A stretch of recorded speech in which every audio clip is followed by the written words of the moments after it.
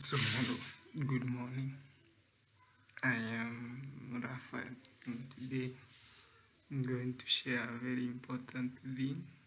It's about I have a philosophy of how things should work. I'll explain how, if you want to carry out any activity, any task, what you should do. It regards the planning and management of key resources of 1, time, 2, energy, 3, money, 4, their resources. Those resources bought with money, those resources not bought with money.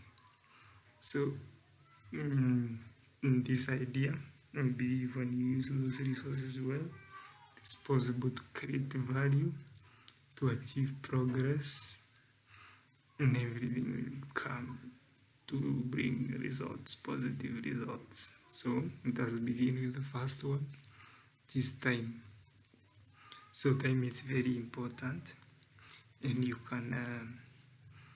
can understand it the way it is divided. For example, in a day we have hours, and they have 24 hours, but you know very well in 1 hour you have 60 minutes, and in those 60 minutes you have also minutes and seconds. So then in a day, from there you have a week, and then you have a month and a year.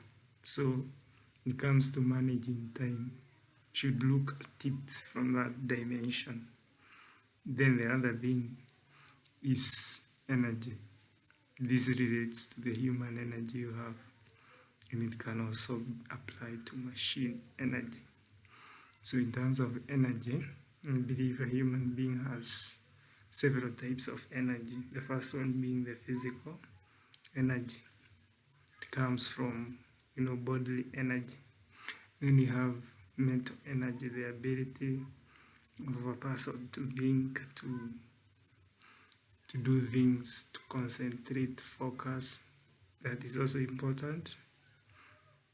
Then we have emotional energy.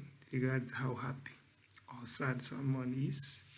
Then from there you have spiritual energy.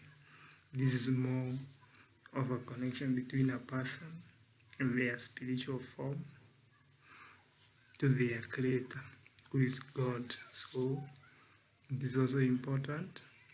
Then you have another form of energy which I'll call social energy. This relates to how people interact with other people, how an individual interacts with other people, and many other things.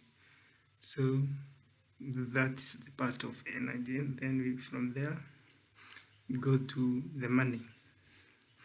Money is also important in the activities we engage in, and this can be, say, liquid cash, invested money. So that is also important.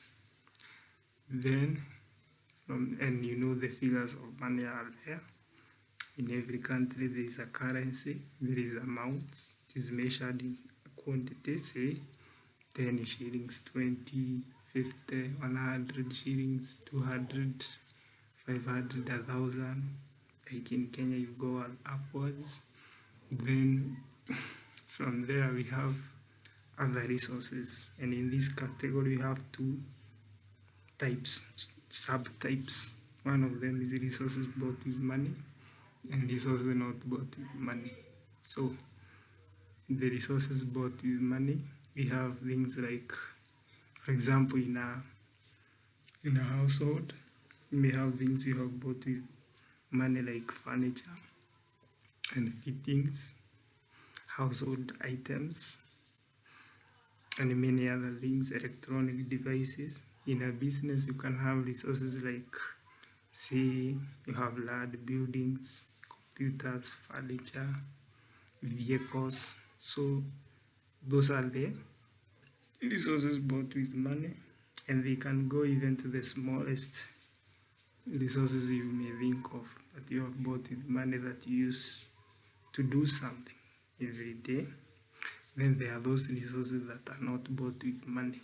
For example, things like knowledge or wisdom. You know, the acquired knowledge in school.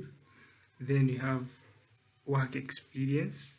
From there we have life experience, testimonies or testimonials. So, and then we have intellectual property, intangible assets, things that you have created but they are intangible but they are valuable.